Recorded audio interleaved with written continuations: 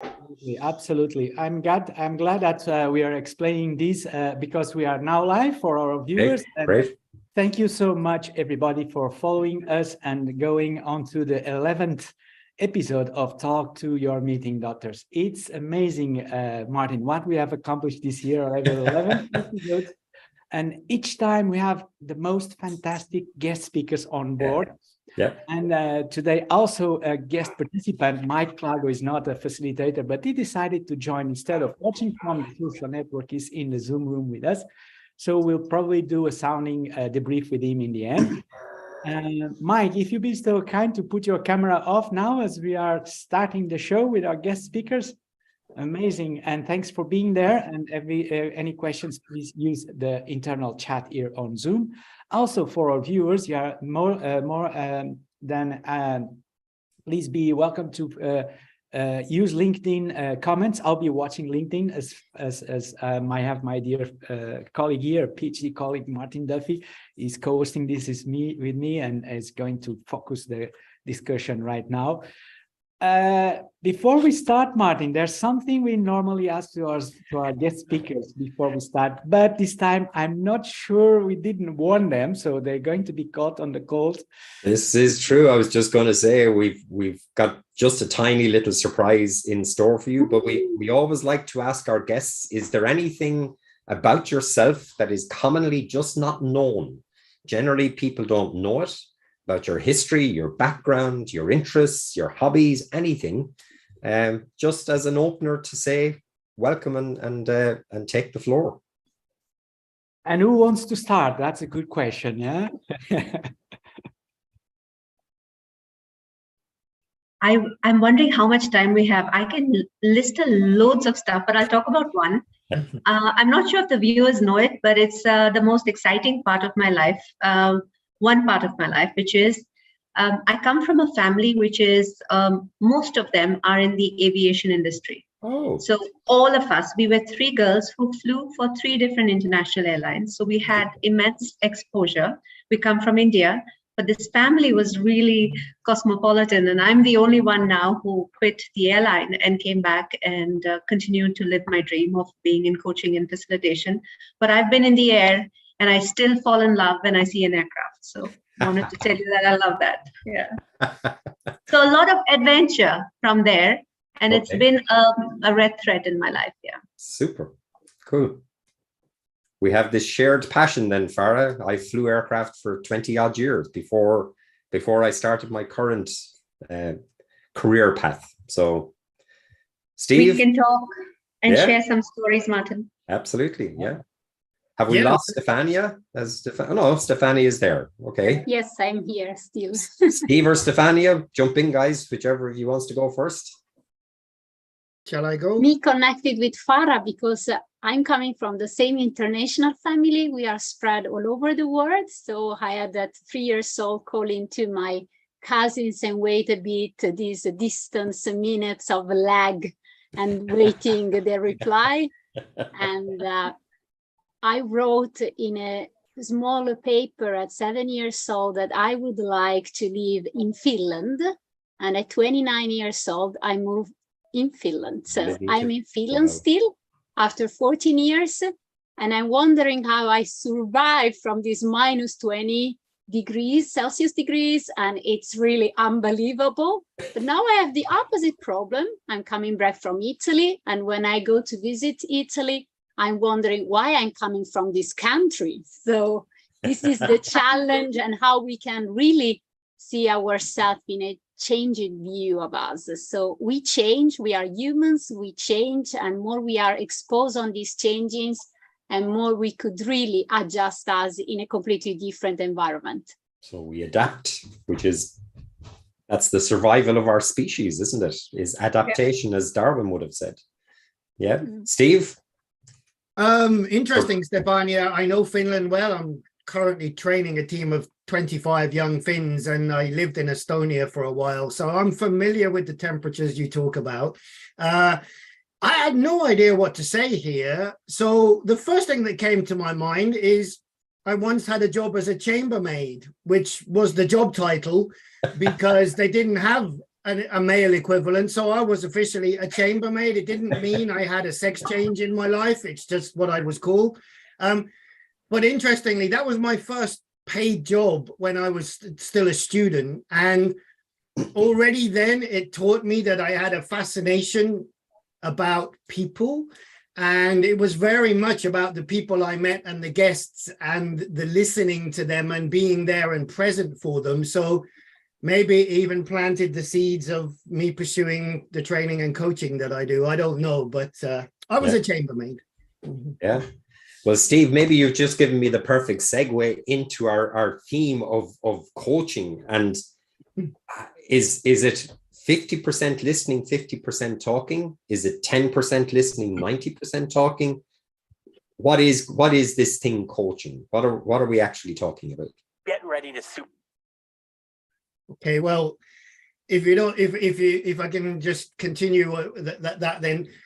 I train coaches, and I've written a training program on this, which I teach at various coaching schools. And I generally say, and this is my belief, that if you've done a coaching session and you're speaking for more than 10% of the time, then you're speaking too much. So that's my understanding. And it's very much about being present. It's about listening. It's about being intuitive. It's about getting rid of your own stuff and asking great questions. And if they're the right questions, it will lead to a whole wealth of ideas or reflections coming from the coachee. So my guideline, and it's not a precise science, is if I've spoken for more 10% of the time, then I'm speaking too much. Okay, that's interesting. Farah, Stefania, your experience, does that fit? Yeah, I'm not agree so much in this percent, because it depends a lot of the customer, of the person that we have in front of us. There are people that are really resistant. In my case, I am expert in the emotional tools using coaching. So I am an agile coach using emotions. So in a lot of culture, especially for example, the Northern Europe people, they are really resistant to speak about emotions so directly and so easily. So this 10% is starting to be a little bit more. So I speak more than 10% at the beginning. So I let a little bit flow the coaching interaction depending on who is the person in front of me. But I want to add a little bit what Steve said, that yes, we should be very neutral on listening. So we don't have to put anything about our previous experiences, previous coaching experiences as well. So I try to let my customer, a person that is a new person, a unique person. I try to reset me and believe that I am now at the first day, at the first hour of my coaching. I try to have a very white page in front of me, and it's a new story. And I try to only to put myself in the mind, in the hands, and in the heart of my customer. So we design together the pathway. So be neutral is very important, but is also a big challenge for our coach, I think, because it recasts an active listening with no judgment, with no personal comments, but we have just to be in the same side of the river of our customer and stay with him for all the coaching path. Interesting. Farah, would that be your experience? Absolutely. I think, while I don't think about the percentage, I know that's what it is. It's the power of being in the presence of this incredible person and just knowing that they have so much inside of them. So looking with awe at my client and believing that they have everything inside of them. So it would require me to really go with, begin with an empty cup, so I would empty my cup before I actually be part of that conversation, which would look like someone who is able to hold space, create so much of safety. And so the client is able to speak about anything. And of course, listening, as you talked about, is the quality of listening that you do, and the kind of questions that you ask.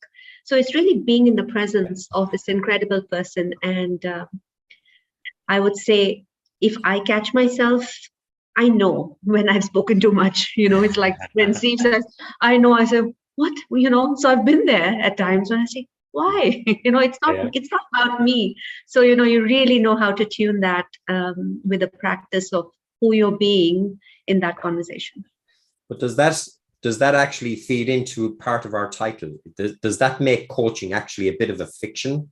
So if the coachee is attending effectively for 90%, and if the coach is only attending for 10%, is it really a myth or a fiction? Does the coachee really need the coach at all? What's the add value? What's the coach bringing to the party here? That's a great question, Martin. And the interesting thing, which I would pick up on, is you said, if the coach is only attending for 10%, no. The coach is most attending when he or she is not speaking, I would say, and that's when the coach has to be truly present, because the coach is noticing things, feeling things, being intuitive to the client, to the coachee, and then maybe just mirroring back, or that will inform the next question. And so that quiet time of the coach, I would say, is the most valuable time. And there's a lesson there for life, I think, as well, because I teach a lot of leadership training in big corporations, and I make a clear distinction that a manager needs to know stuff, needs to teach stuff, can tell people stuff, what to do and how to do it. Leaders don't do that. They create that safe space that Farah talked about, that place where people can share and truly grow in that space without feeling judged, without feeling guided or directed, but they are still asked great questions, which encourages them to explore perhaps in a way that they haven't before. But those questions and the quality of those questions will come from the 90, 80, whatever percent time when the coach is being truly present and listening. So that's how I see that. That's actually the most powerful time.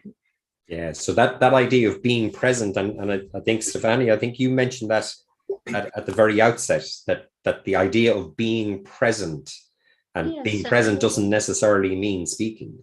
No, the silence, actually, in the Finnish culture, the silence is one of the most important things that they are doing, Finnish people. Yeah. Silence is a transfer, simple comments through the line of minds.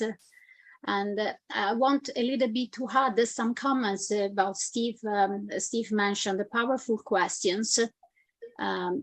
This is a very hard topic, I think, because which are the powerful questions? I had a lot of courses when we have the list of powerful questions. Mm-hmm. But then which one is the right one? When we are starting to feeling our coaches and we are really create this trust, trust small line between the coaches, I think that we are already create a lot of powerful questions with no words. And also I think that I believe that as a coach, we have to be very careful on looking the facial expression, the tone of voice, and the body expression, the space between one word to another one. These are very good signs to let us make the powerful questions. So the quality of the question is that we are able to take the grief, the pain, or the challenge that are really important to develop with our coaches, I think. And they're usually I'm going there. And then it depends on the coaches. I am more push the button there, the accelerator, or less, because there are people very sensitive, people less sensitive, people with traumatic experiences. So we have also a little bit to handle not only what kind of powerful questions, but also how deeply we should go in that powerful, sensitive questions.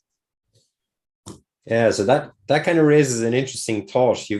Stefanie, you've used a range of expressions or words there that that kind of forced me to think about the breadth of topics that might be covered in a coaching relationship. So you mentioned the word grief. You know, you mentioned the possibility of advancement, of promotion. So it sounds like there's a whole spectrum of engagement that can happen between coach and coachee. Could the three of you speak to that a little bit from your experience as to, is it a fad? So again, I go back to our topic. Is it a fad? Is it just something that it's topical, it's current, it's got currency now through social media maybe, and it's something people have to have? Or is it a significantly more substantive than that, with a much broader reach than just being faddish?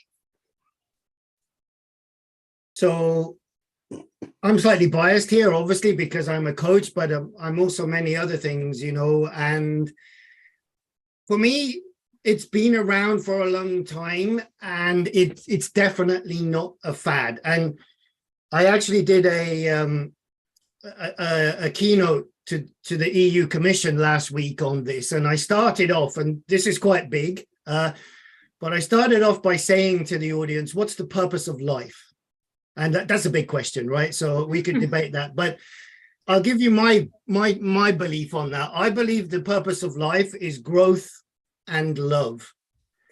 And that if you go out into any forest, you will see that the seedling will thrive if it's given the right environment to grow. Humans are the same. Our environment to grow is a loving environment. If we're given a loving environment, we grow. Then I ask, so if the purpose of life is to grow, what's your biggest potential as a human being? Well, first and foremost, you've got to grow yourself and get over your own egotistical needs and your insecurities. And that's not an easy process. And I don't think it ever stops, but we can get so far. And then when you've done that, you can get your ego and your stuff out of the way, and you can help each other people grow. And I believe that's what coaches do, a good coach. You're truly present for another person. You create the right environment, which is not romantic love, but it's one of love as I define it, which is being present and non-judgmental and genuinely curious and wanting what's right for the other person rather than what's right for you. And therefore you're asking questions that are for the benefit of the other person, not for the benefit of you as well, which is the opposite way that we normally ask questions in life. And if we do that and do that well, yep, we're coaching others, actually. And that could be in the workplace. It could be a corporate coaching. It could be with a friend over a glass of wine or a cup of coffee. When we go into that coaching mode, so in that sense, it's not a fad. It's a way of being, and it's a way of communicating, which we can apply to many, many, many situations. So Farah, let me reframe that and let me call that, so it's just being a really good friend. It doesn't need anything other than just being a very good friend. That's what good friends do. So, yes, oh, sorry, Steve, yes, go ahead. Sorry, no, he addressed it to you, Farah. Please go ahead. I know of so many instances when I had goosebump moments when my friends were present to me. So it might not have been a paid coaching engagement, yeah, but I truly honor those moments, and those are the moments that I will never forget. And maybe those are the moments that have shifted so much for me to be able to walk into this future of becoming a coach, building coaching as a business and looking at how I can bring this to others. But those conversations, which were probably with friends, but I have a coach, one person who coached like this friend, who's just incredible. She's my older sister. She has the power of helping you in the conversation with silence, with a few questions, just looking at you like you have so much inside of you to help you to actually acknowledge so much of what you have inside of you. And I believe that it really opened my eyes of who I could be at a time when I was lost. So the question that you're asking, yes, as a friend, you can actually hold the space anytime. A lot of my time I also give to when I have some time open, I also invite people to come on for a 30-minute, like a laser conversation with me, just to help them discover where they want to go. So it could be as a friend as well. So I want to say that you can hold that space as a friend. Provided you what you're trying to achieve in that conversation. Yeah. But it's not telling. It's not telling, right? It's about helping them to learn to explore within themselves. So it's like holding a mirror. I love doing that. Yeah. That's interesting. So the added value that the coaching relationship. So again, I'm inclined to shift away from the word coach, that just based on what you guys are saying to us, that it's more about a type of relationship. So now, whether it's a friendship relationship or a professional paid relationship, it sounds like that doesn't actually matter. The bit that does matter is the nature of that relationship. And now, so Steve, if I take your point that the idea of growth and love combined, that if they fulfill the essence of what any of us are here for, so now that relationship is the paramount piece. So where does that take us from a future direction perspective with coaching? Is it something that becomes indispensable in this world where we seem to have to listen more and more? There seems more and more input, less and less reflection, less and less time. So is coaching as a phenomenon, is that something that has a really strong positive future as a counter to the cacophony or to the volume of noise that we seem to experience in our current environment? I'm not quite sure if it answers the question directly, Martin, but going back to your earlier points there, I often talk about so we have formal coaching, you get a paid coach, like maybe the three of us, and somebody will pay us for an hour of our time to sit down and do a coaching session. And that's one form of coaching with qualified coaches who have that specific aim to help you grow, clarify, understand something. But I often talk about a coaching style of communication that can show up in many aspects of life. Yeah. In a conversation with a colleague over the coffee machine at work, in a good, meeting up with a friend where he or she gave you the space to grow and understand something yourself.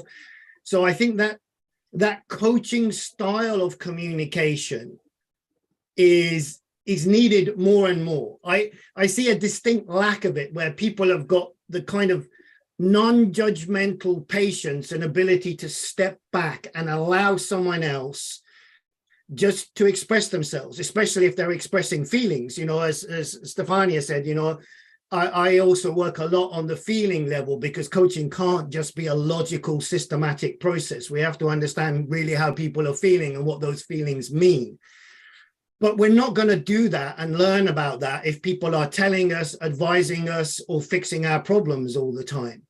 I think of a really silly example now, but hopefully because it's so silly, people might remember this. About 5 years ago, I had a little bit of a midlife crisis, and I bought myself a sports car, and it got destroyed by some mice because the mice decided to find their way into my garage and chew all the way through the electrics, and basically the car was a write-off. And that was a good lesson in life for me, because I think that was probably the end of my materialistic journey. That was like, if I didn't get it this time, I'm never going to get the message. Thank you, universe. But the point being, at the time, I was a little bit annoyed, shall we say, in a polite way, initially. And I might have said a few things about mice, even though I generally love animals. And I was going and telling people in the local village, I can't believe bloody mice have, written off my brand new car. And most people jumped in and told me what I should have done. Oh, you should have done this, and you should have blocked these walls, and we could have told. Now, that didn't help. I didn't want anyone to tell me. I wanted people to just allow me to be angry and accept my emotion, and maybe even show me a little bit of empathy. I'd already done my research now about what I could do to fix this and how they couldn't eat my next car. So them jumping in and trying to fix my problems, which was a good intent, just made it worse for me. It's like, that's not what I was looking for. So there would have been a place where a more coaching style would have helped me a lot. And I think there's a lot of opportunities that we miss in life to be that for another person, when we automatically jump in and try to fix it or problem solve, or we're a helper and we have to come with a solution. And I think that's something to reflect on. That's interesting. Stefanie, I've got a question here, a really interesting question from Mike. Mike is basically saying that if we're fulfilling a coaching type in interaction with a friend, as opposed to in a professional context, does that give us a little bit more space or a little bit more time to share our own views, to offer our own insights, our own experiences, our own opinions? Or if we're staying true to a coaching relationship, should we actually be holding that back and keeping it to ourselves? I don't know why Mike knows my experiences, because during Corona time, I have my friends that they didn't come anymore to my studio to be coached, but they use my house. So I have this big challenge that my friends, they try all the time to use my coaching tools. And this is not, I think, professional at all. So I try completely to divide the coach with my friends and with my customer. And if my friends, they want to be coach, I invite them in my company. It's very important, because even though we talk about the engagement, but then there is a borderline between to be friends and to put our personal emotions, our personal comments on our friends, that is our private life, and then to give solutions to customers and for them to build something. So this is again the neutral side of coach. It's very hard, because I think that as a coach, in my experiences, is a mission for me to be a coach. It's coming from my traumatic life, my traumatic events, they turn in a positive way that I want to help people. So mission, I think that means a natural attitude for us, like we are naturally preparing or coach someone. That is not teaching with competencies. It's something that is coming from our own inside us. Yeah. So we can have millions of qualification as a coach, but this is not enough. I would like to add something that Steve say about what is what people they need. Yes, they need this permission to do, of course, like a kind of permission. But I think also that nowadays for the future, people, they need the self-awareness of their emotions and also their actions. They want to feel independent. They want to feel autonomous enough, and they want to be more sure that, yes, this is the actions that I have to do. So I help people to show that sometimes it was wonderful as Steve pictured the desire of people, the loving, the context of loving, but it's very hard to paint subtly which are our actions and solutions. So usually I start with the expectation, and I show to my coaches that small actions, they can really let you go there in that expectation, are very easy, simple actions, are very daily actions that we can change to go at that big dream or big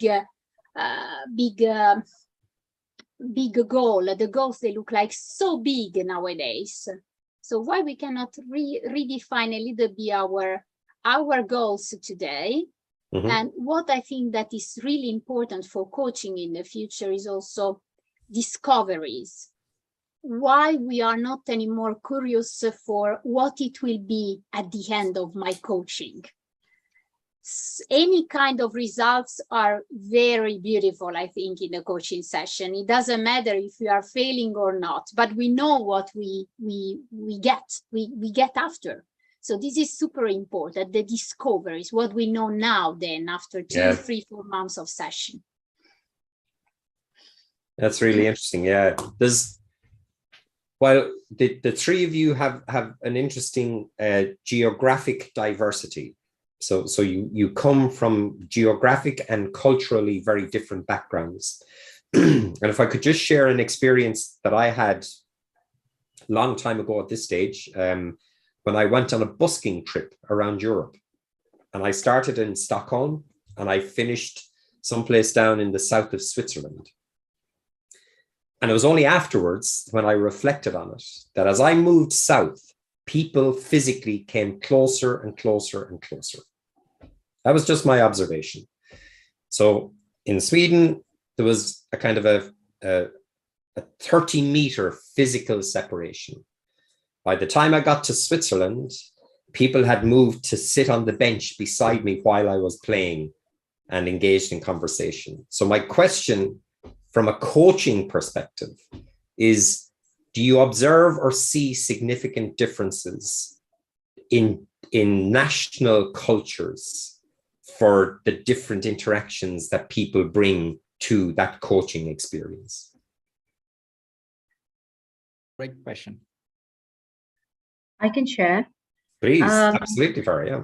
So I had this really interesting experience right after COVID in 2020, when I, for the first time, designed a group coaching session, a group coaching journey, and inviting women from across the world to be part of it. Now, of course, that was an experiment, because till then I was wearing two hats. And Paul knows the hat I was wearing. For 20 years, I've been a facilitator and a trainer, and I moved into coaching years ago, but I was preferring to do more facilitation. And of course, COVID moved me to lean into coaching a lot more. So I did this. So that's one thing that I did when I was looking at who would like to be part of a group coaching. And that's when I had people from 4 different countries who became part of that. And that was so interesting for me, because that was my first group coaching journey. And of course, having 4 cultures. And I think it gave me so many lessons of how to create that experience and to invite that and observe the nuances of how people from different cultures like to learn and share, connect. What I can say is, through that experience, I noticed that what's important for a coach or a facilitator is to ensure there's that safety and that connectedness. So there were a few things that I did before for people to get to know each other. And then we noticed along the way the different cultural nuances that came in.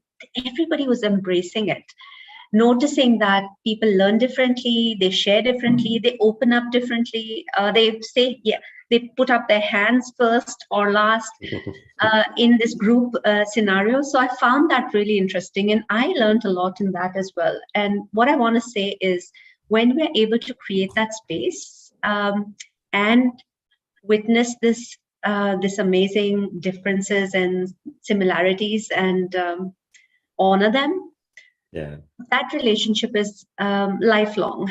That cohort is still connected. That cohort meets so many times, even after that coaching journey. So when you ask that question, I'm thinking about the power of working with differences.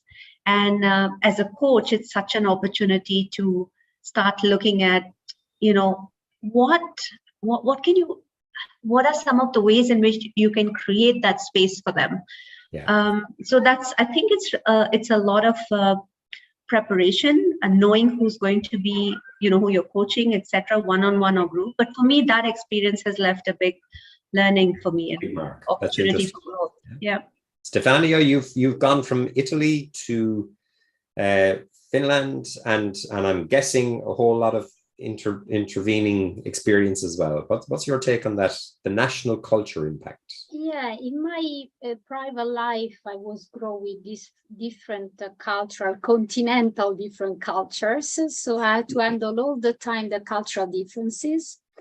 And as a coach, I starting with this step that, okay, I have to be sensitive to be out of the border. What does it mean? That there are different expression in these different cultures. So we can express ourselves with different values, but it's just an expression of it. So we have to be very careful as a coach to translate the values and the needs through the culture. This is very hard. So every time I starting to deeply observing the coaches because they are say something in their own cultural way. I'm using continuously hands, and this is very typical for Italians, but this is very annoying in the other ones. Yeah. So I had to learn a lot how to be this kind of one word coach that is speak with every culture. Yeah. But the most important side, as Farah said, is how to get then this beautiful empathic way among the cultures.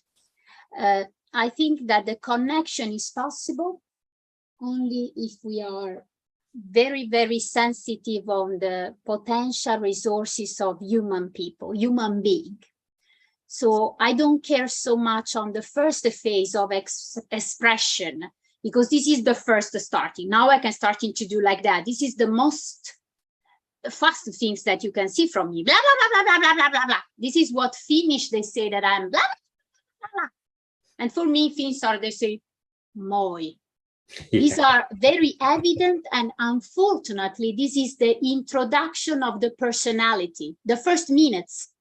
So we have suddenly, as a coach, to go behind that first introduction, and we have to go deeply on the human values, what that person needs.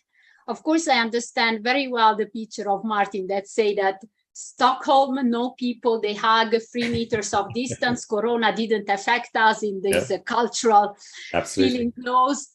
And then in the south of Italy, everyone is coming in your space every time. Yeah.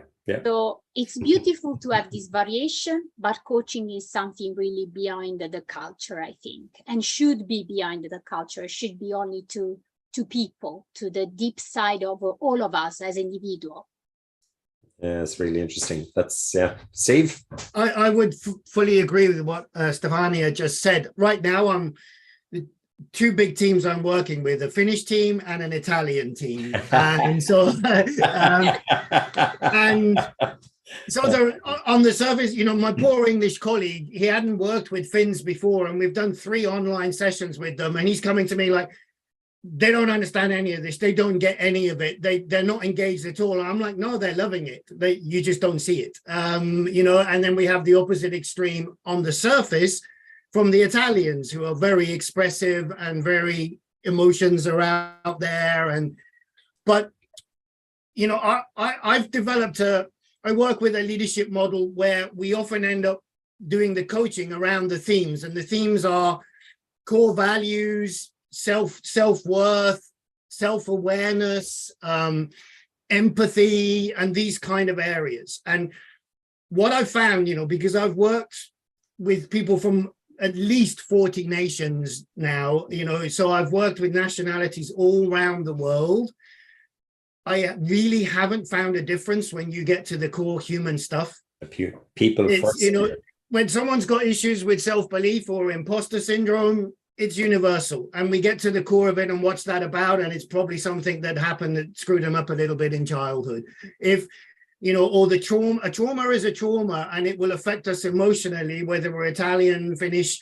Maybe we express it a little bit different on the outside to begin with, but once we get below that, which is what a good, trusting, open coaching relationship will do, it's the same stuff. We get down to the core human stuff. I've done a lot of work in the Middle East as well. And one of my most pleasant surprises. When I got my first job out there, it was for a group of female entrepreneurs doing a 5-day development program and then coaching a lot of them. And it was probably some of the most open, heartfelt, emotionally driven, authentic work that I'd experienced so quickly. And I thought it was going to be the opposite. You know, I had my own judgments here. People are going to be a bit closed. They're going to resist this. And no. And so, you know, I think humans are humans wherever you go. Interesting.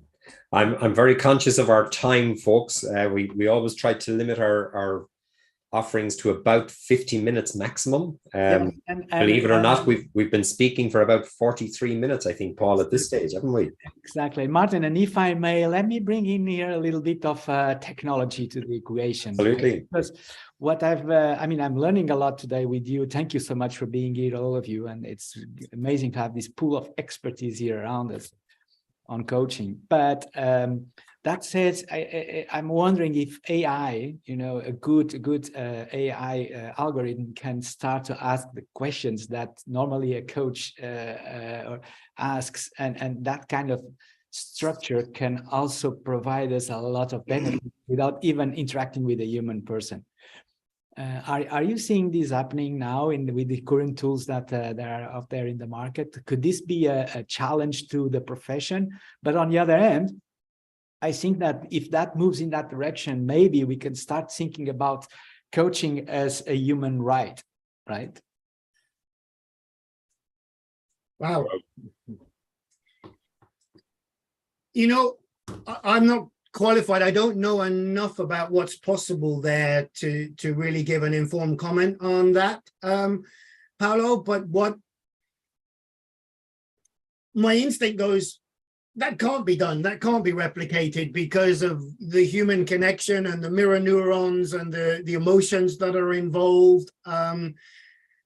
So I honestly don't know. I know I had a friend who developed Vic, which is your virtual interactive coach, which was a highly sophisticated app. He invested literally many, many thousands of pounds, euros into that. And it hasn't taken off. It hasn't worked. And he's a great coach, by the way. He gets and understands coaching at the deepest level. So it's a nice thought that it could be available to all. I just have a question mark about that. And I honestly don't know how much we could replicate with something that was AI. Stefania, Farah, thoughts on artificial intelligence as a potential coach?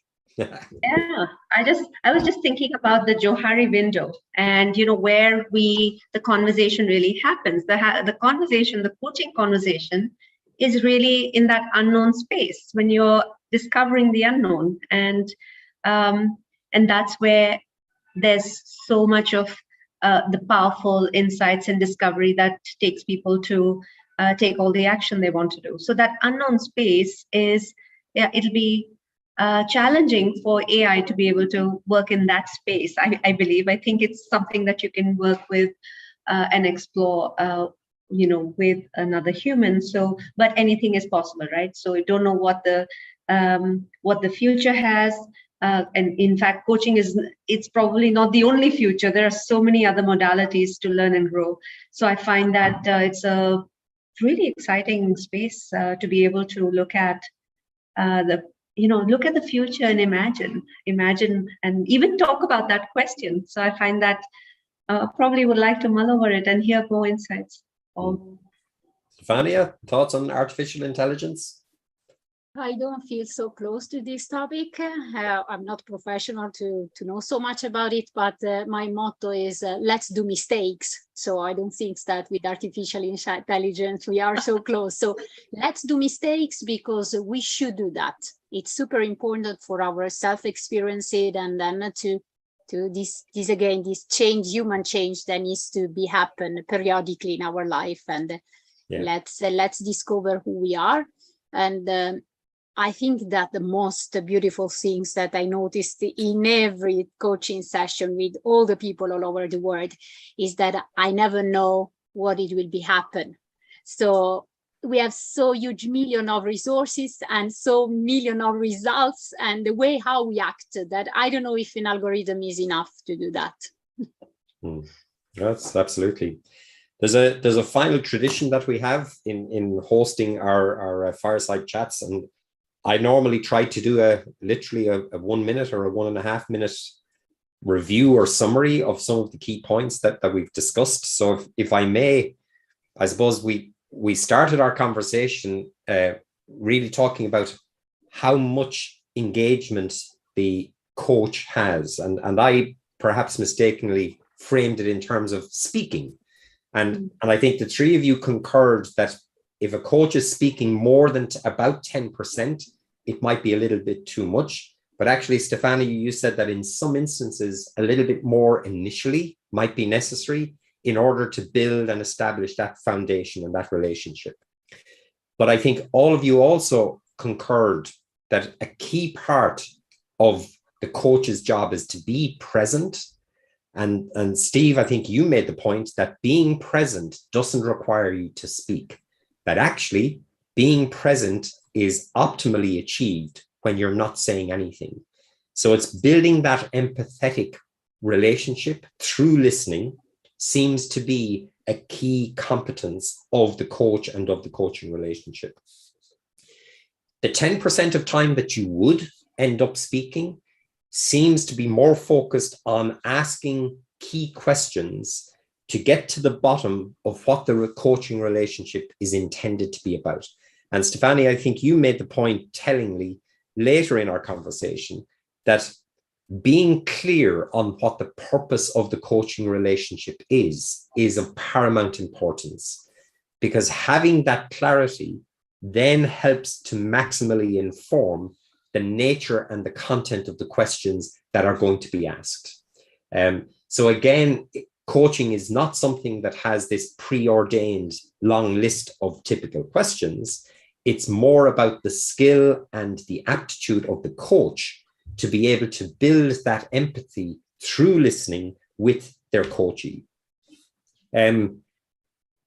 Steve, I think you introduced us to your personal core belief around our purpose in life and the idea of growth and the idea of love, and that both of those can be fused together through the coach's, I suppose, use of the coaching relationship to show that form of love.